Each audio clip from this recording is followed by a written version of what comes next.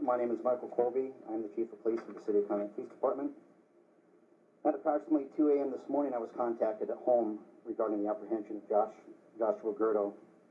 Gurto was apprehended by Officer Kevin Lestitian of the Franklin Park Borough Police Department. Officer Lestitian spotted Gurto wearing a camouflage jacket and backpack and knew immediately from the social media that it was him.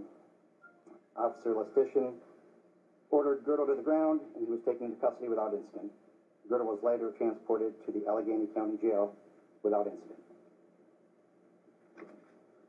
Here with us today is United States Marshal, Northern District, Pete Elliott. Thank you, sir. Thanks, Chief. Good job. Thank you. I just want to congratulate the Chief here on a great investigation that he put forth. Mr. Gurto, as he said, was arrested about 1:40 this morning by a very good police officer who was actually sitting and parked in the sheets on Nicholson Road in Franklin Borough. This officer I talked to this morning immediately recognized Gurto. He was wearing camouflage, carrying a backpack. The officer went up to Gurto and asked him his name. Gurto admitted his name was Joshua Gurto. Gurto had, in that backpack, had maps for the state of Pennsylvania and for the state of New Jersey. He had a knife and he had a tent. Again, he admitted his name. This sheets last night, or early this morning, was about 5 miles north where Gurto was identified previously. I want to give credit to a lot of people in this case. Chief Nicholas, Ohio Township Police Department, did a phenomenal job yesterday coordinating this investigation. His department, obviously Franklin Borough Police Department.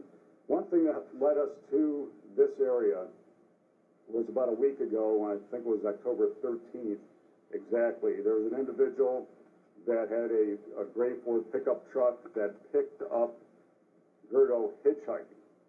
We were able to identify that vehicle and tie it to an individual in the Buffalo, New York area, where the Marshal Service went and interviewed that individual in Buffalo, New York, and he said he picked up Gurto and dropped him about 20 miles north of the location of Sewickley, Pennsylvania. So I want to give a shout out to the Pennsylvania State Police and also the New York State Police, along with Marshal Service in those areas, BCI here in the state of Ohio, who did a phenomenal job being able to get that license plate off that vehicle and identifying that individual and tying him to that truck. That led us to that area in Sewickley and eventually led us to the arrest of Gurto. I want to give credit to you guys, the media. Received a number of calls from you guys, but you guys did a phenomenal job closing down his world. We made Gurto's world very, very small. We had him up on billboards. You guys had him on all your stations, newspapers, and so on. You guys did a phenomenal job of getting the word out there for us, and we really, really appreciate that. Also, Dan DeVille is here from my office, who led the investigation on our side. He did a phenomenal job coordinating this. So again, there was a lot of partners in this whole case. Since day one, we've been after him. You know, I felt very bad for Serenity's family. You know, nobody should have to lose a child to violence. And again, this was a coordinated effort by everybody. And I'm very proud of all our teamwork on this case that made a tremendous difference.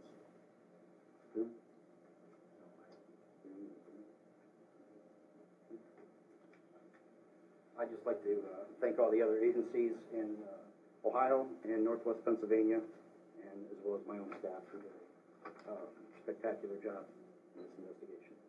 Chief, is there any idea where Mr. Gurto has been for the past 2 weeks besides where he was picked up? Well, we believe he's been in the woods the entire time. He had a backpack, he had a tent. We believe he was in the woods last night. And Dan, correct me if I'm wrong, but all indications are and were he was hitchhiking, we know that, and he was camping out in the woods. There's some talk out of Franklin Park that some of the officers actually apprehended him this morning, kind of alluded to the fact that maybe he was just done running and he, you know, didn't put up any sort of resistance when they called out his name. Do you talk to that at all? Well, usually through our experiences, everybody tells us that they're going to turn themselves in that day. So that tends to never be the case. And I don't think it was the case. He had maps of Pennsylvania and New York. Again, we made his world with you guys very small, and that's what made a difference. He really had nowhere to run and nowhere to hide.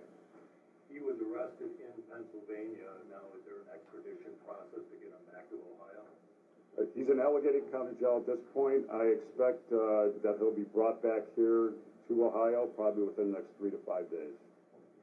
There was another man in the photo that you guys were looking for. Did they think that was an accomplice or anyone helping him? No, that was an individual in that photograph who had that Ford 150 pickup truck. We were able to identify him. And again, that was a phenomenal job by the New York State Police and the Pennsylvania State Police and the BCI, our office, Conneaut, everybody working together on this. They were able to actually identify this license plate. And if you remember from the photograph, it was blurry. You couldn't see it. They just narrowed down cars and were able to identify this individual. And it turned out that individual in that photograph was an individual who lived in the Buffalo, New York area whose father reported him missing. And he went to Ohio and picked up a hitchhiker, and his car broke down out here. And his father had to come to Ohio and pick him up. So that's what kind of like led us to the general area of Sewickley in that 20-mile radius of where he was dropped off. So was that picture taken when they were making a stop during the drive or something? That picture was taken when, Dan? In Girard, PA. In Girard, PA. So nobody was helping him then? Nobody was willingly helping him. All that individual knew is he picked up a guy named Joshua and dropped him off about 20 miles north of Sewickley, Pennsylvania. So that person's not going to face any charges? He will not face any charges. When the day that this happened and they were questioning he and his girlfriend, was there not enough to keep him in custody at that time? That's correct. There was not enough evidence at the time to hold him. What this man is accused of is horrific, and I know a lot of detectives, a lot of people have been saying how bad this has been. Can you talk a little bit about that, and how bad the case has been, and how happy you guys are that someone has been brought in? Yeah, we're elated that he's been captured. Cases involving children like this are always the hardest types of cases to deal with. And as I indicated, Detective Michael Sullivan, Detective Michael Bertolazio, they've been working nonstop on this since it came in, and their efforts certainly need recognized. Do we have more information about this time, about the circumstances surrounding Serenity's death, and what ultimately led police to focus on Mr. Gurto? There's nothing new, no.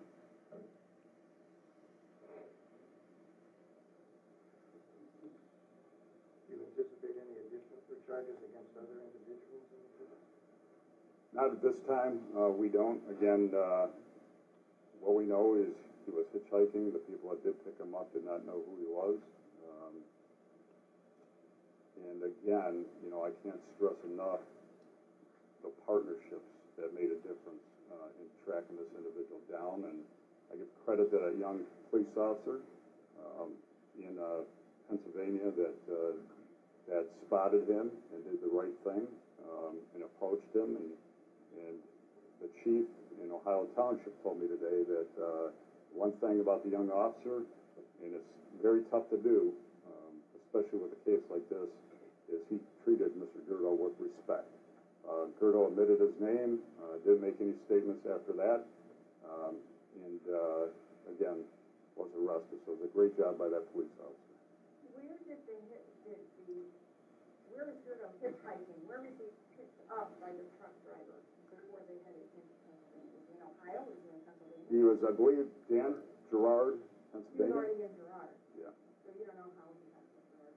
He was picked up in Girard, correct? And then he was dropped off You don't know to... where he got picked up from here to there because he had no car. No, I don't know that. Okay. Correct? Right. Yeah, we don't know that part.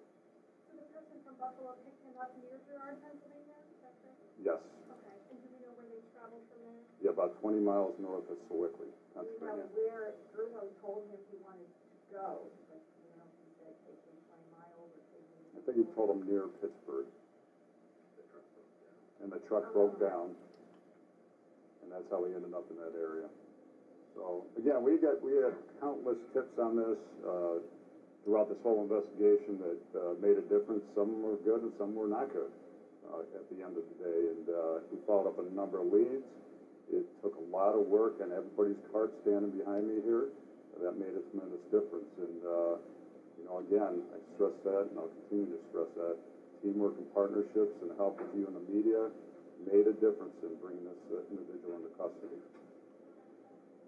You know anything about his past, anywhere, have you ever been in trouble, how long he's been with his girlfriend? We've dealt with Mr. Gurto on several occasions. It's a small town here. We pretty much know everybody. There's been a few scrapes, but with the police here, but nothing really too serious.